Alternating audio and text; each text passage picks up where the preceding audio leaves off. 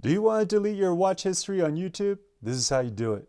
All right, guys. So we're going to go onto the YouTube page. Make sure you're in the right account. Then we're going to go ahead and hit history right here. So if it's not open, this tab, there's 3 lines. Go ahead, go to the very top left. Click that open. Then we're going to go to history right here.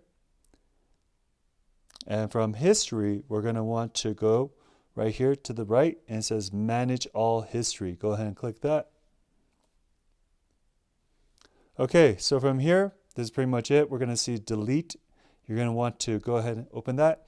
It's going to give you 3 options. You can delete today, you can delete custom range, or you can delete all times. No. So what custom range means is basically you can delete a certain range of period, like time, from today to last year at this time, or like from the months March till April of this year. Okay, so go ahead and if you want to do that, then you can open this and then you can put the date and everything. Otherwise, if you want to delete everything, then we're just going to go to this last option here, delete all history, and click that. It's going to ask you to confirm, do you want to make sure you want to delete everything? Okay, so if you want to delete everything, go ahead, hit delete there, and that's pretty much it.